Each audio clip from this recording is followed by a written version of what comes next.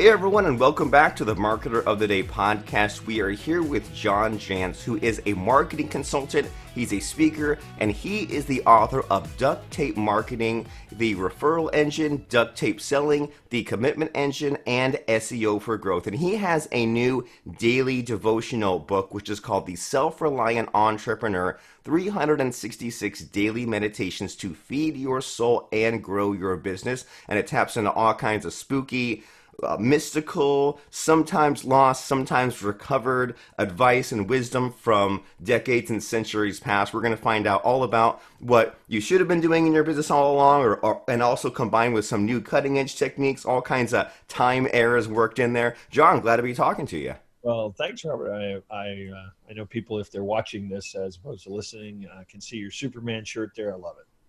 Cool. Yeah. I didn't even realize what shirt I had on, but sometimes you get dropped in a present day situation and you say, I have to work with what I have, right? Well, it's funny. Of course, I've been doing a lot, not only my own shows, but just workshops and things that are using this technology. And, forevermore, as we're recording these, people's bedrooms are going to be captured for posterity, on some of these recordings. And it's kind of interesting to see people attending meetings like they are now in kind of makeshift places. Yes. Yeah. And someday we'll look back and say, oh, yeah, I remember when I had that table or that thing on the wall. Yeah. And I So wish I'd have made my it's a, bed before the meeting.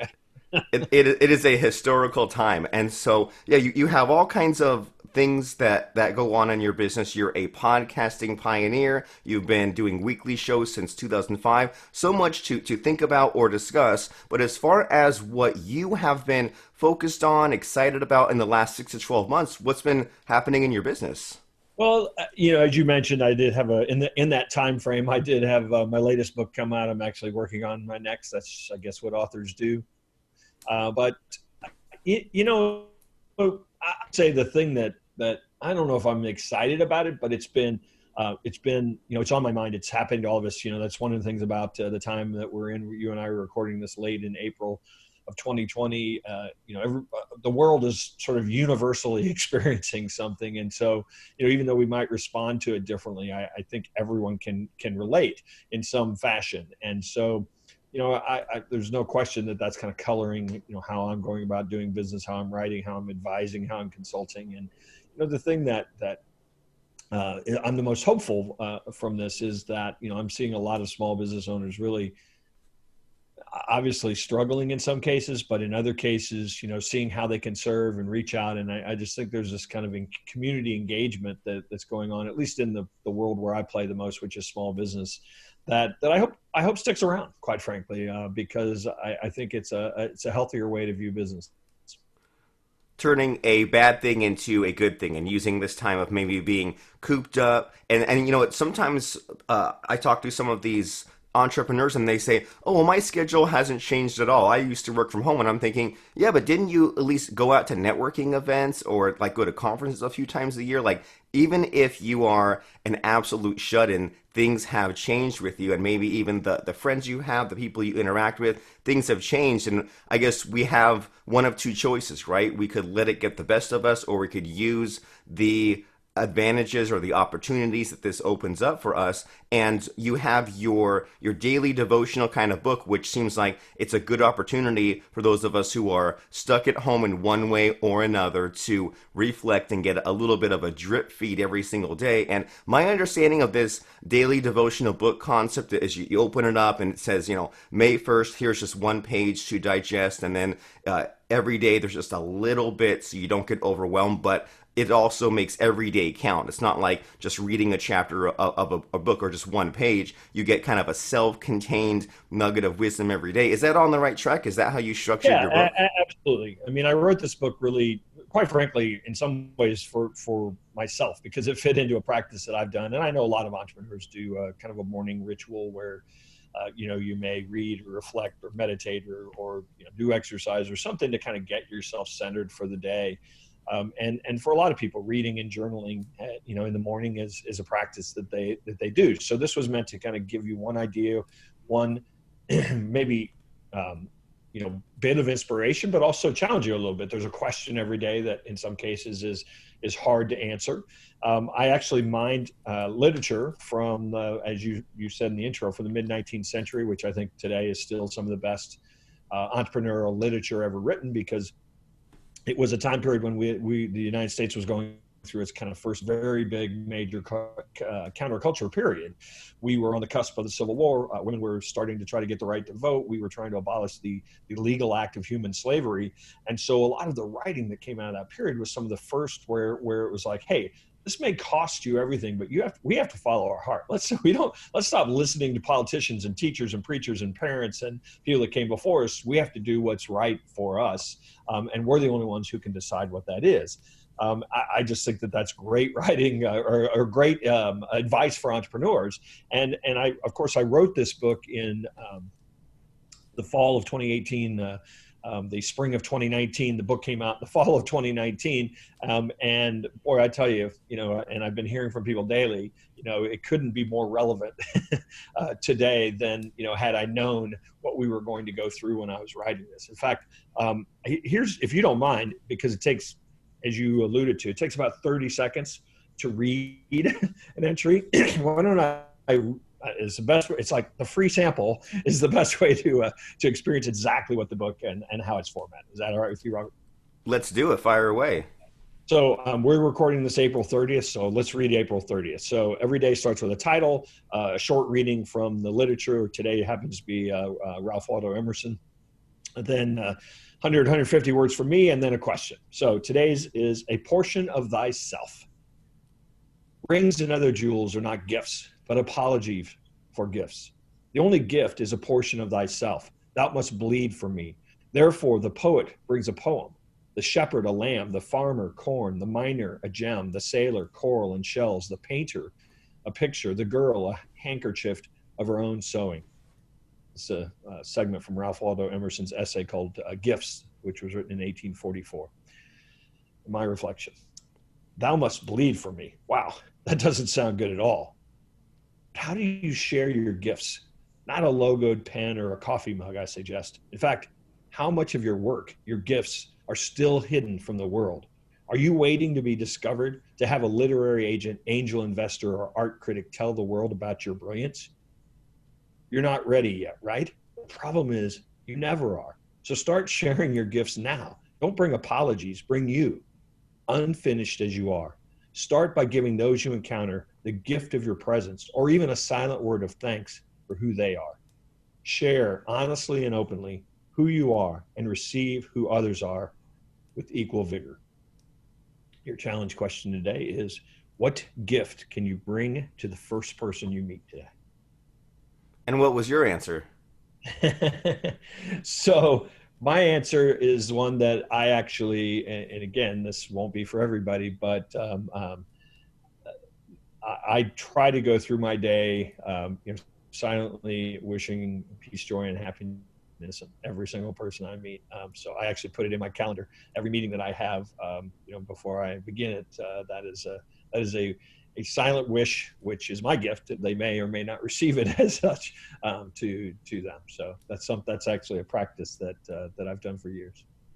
Well, cool. And I'm by hearing the old timey lesson, and then the modern day lesson, and then getting the question. It's making a lot of sense how, even though we might be going through the same physical actions because we have the business to run or we have work to do, it's changing the channel in our brain. I saw some joke yesterday that people who are stuck in quarantine, they miss the lifestyle of going to 3 different buildings in the same order and doing the same things, and now they're only stuck in one building doing the same thing. And it's a little bit sad, but in a lot of ways it's true. And because we can't live one day climbing a mountain, or one day paragliding, or one day flying to Dubai, sometimes day after day may be the same. But if we can change what's inside, then it does not have to be a slog, and we can make those progress and set those goals because we're changing what's inside. So that's what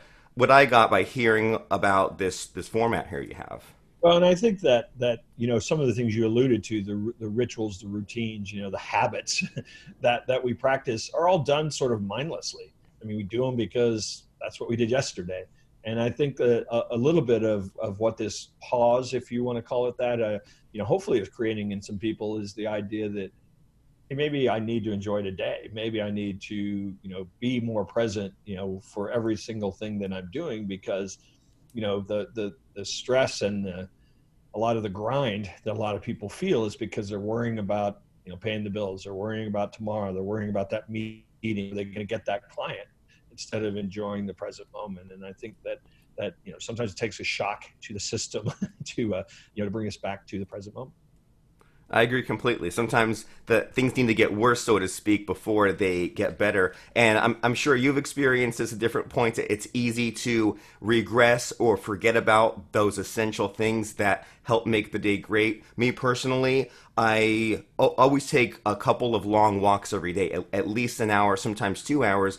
And then every now and then, a few days or a few weeks go by, and I will forget about that habit. And I will wonder why I get agitated easily, why the creativity is it doesn't seem to be working. And I tell myself, oh, I didn't have time to walk today because I was in the office doing this and this. And there's like little things like that where when you take these things for granted, and then there's something to be said about doing something that you enjoy and unplugging and just letting the silence, the calmness in. Like you said, people do the morning routines, the journaling. It's really simple, basic stuff, but if you're not doing it, it's not helping you. And then some people are almost superstitious with these morning routines, right? They're like, well, I do the gym at this time and I do that, but I mean, some of the top people like the Elon Musks and the CEO of Ford, they all have this routines, and look how well they're doing. So there is something to that, and it also relates to some of this 1850s wisdom. It goes back to like Thomas Jefferson days, right? Some of these weird, kooky, crazy historical figures, they did these things, and we still remember them today. Yeah, there's a great essay that I reference a few times in the book from Henry David Thoreau. He certainly was from that period, and most people know him from Walden or Civil Disobedience. But he has an essay just called "Walking" that Robert, you should read, because All he right, is a I'll write huge that fan down. of that idea of just getting out and walking, and for hours, at a time, that there were some the health benefits are clearly obvious, but I think also the mind and body and spirit, kind of equally get refreshed from that idea of the walk. And I'm the same way. I mean, how many of us sit or have the opportunity to sit in front of a computer screen for 10 hours, which is killing us.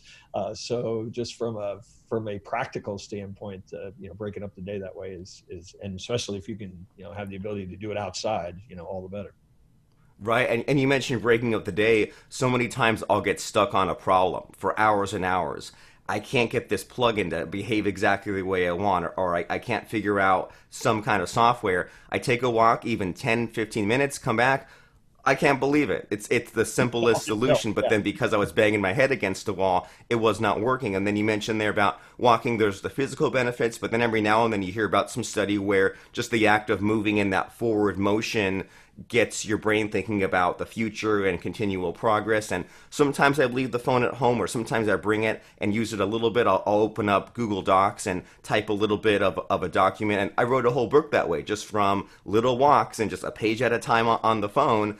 And it helps so much. And it kind of along the lines of practicality, right? It's easy to talk about morning routine and this, mindfulness and all the good mental inner game kind of things that we should be doing. But then, you have more to that in your own business, right? You do the podcasting and the SEO. So it's great that there's the foundation, but then as far as you and your business and getting things done, what have you been focusing on, or what should we be doing more of? Should we doing more of the podcasting or the SEO, or what can we learn from you about what's missing in our businesses? Sure.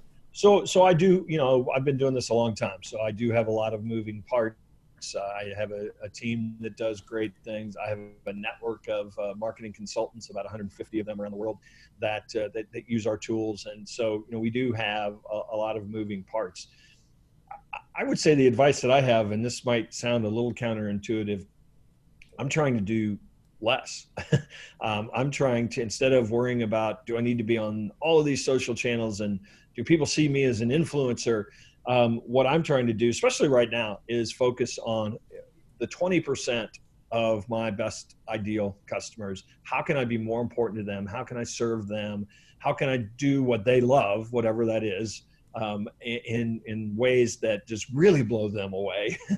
Because I think that's where I think a lot of businesses go wrong. We tried it. We look at all the things that people say we should be doing, and so we're busy frenetically doing just this much in too many places.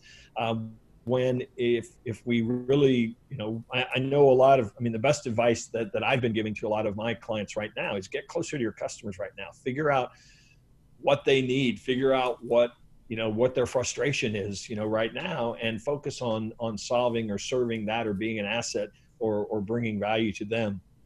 Because when we do come out of this current time at whatever period that is, that's going to be the most important thing that you did, and they're not only going to remember it. I think you will have developed probably a better business for the future because of it. I agree completely that it's tempting to be spread so thin, and in many cases we should be doubling down. And what you're making me think of is, I mean, I've been at this for a long time, just as you have, and I've always done a lot of programming. I've always put out software as well, and I would get very frustrated seeing people want to use a software tool or wanting to do something that's completely overkill when sometimes the low tech solution is the answer, or when just the marketing solution is the answer. And if you remember, maybe 15 years ago, the like product launches became a huge just like buzzword, right? A thing people were talking about, and they would talk about especially surveys, like, oh, well, mail your list and get them to click on this and fill out the survey. And I was thinking, when someone sends a survey to me, I don't want to click on something. I don't want to click on radio buttons. But if someone sends me an email and asks me a question, and I can go and give a really quick answer or reply with one word or one sentence, at least from me as a subscriber with some of those marketers, I liked that better, as opposed to just be putting it into a database.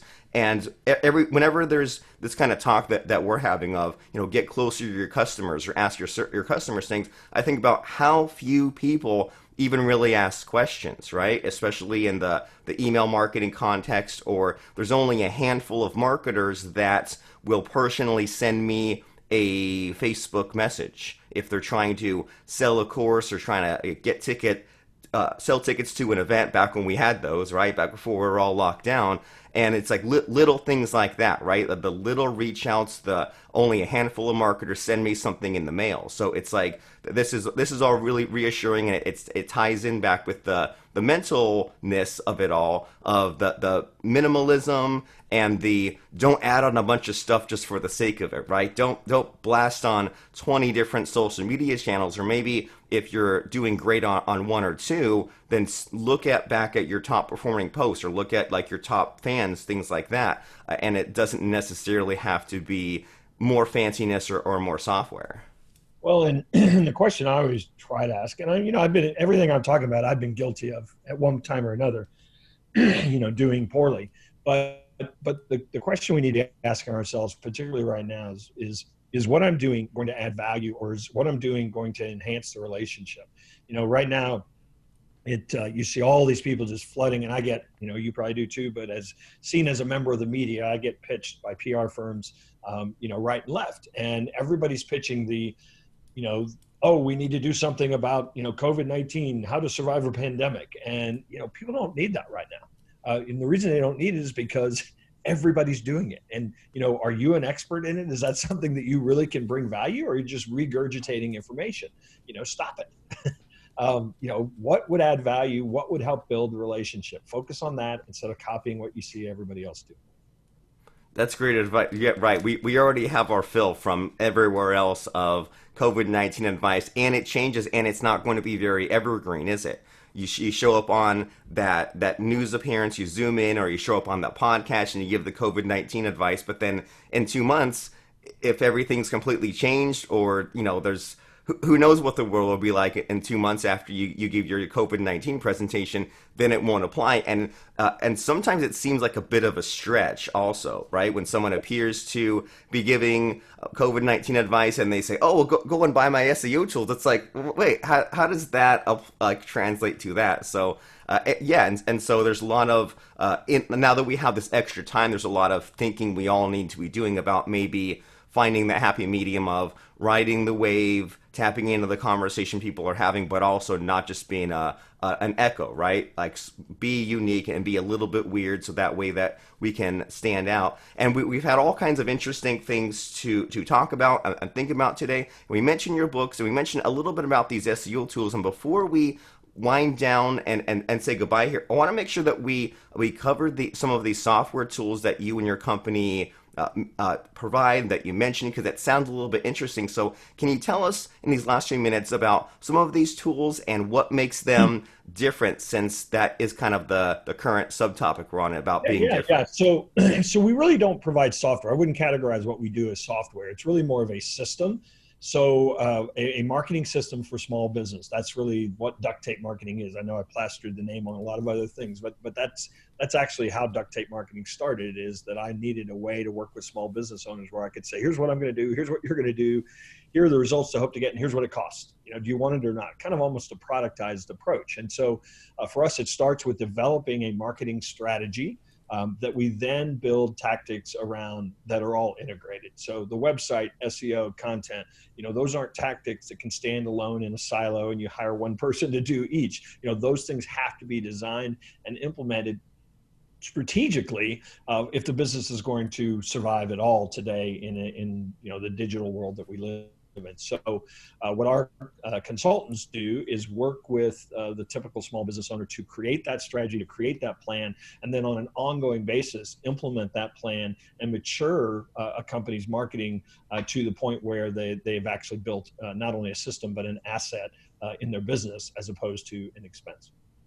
And what is the problem being solved here? Is it just change business to business? Is it SEO ranking, traffic, getting customers, or whatever they have? No, it's actually more global than that. I think with small business owners, they're actually wrestling back control of their marketing by installing a system. It gives them the confidence because everybody's selling the idea of the week. Everybody, I mean, they get pitched every day, by somebody who says they're with Google, regardless of where they're actually calling from. And so it's more control, confidence, clarity about how to actually build and scale their business, and then of course all of the right actions that from a tactical standpoint that actually then do bring them customers.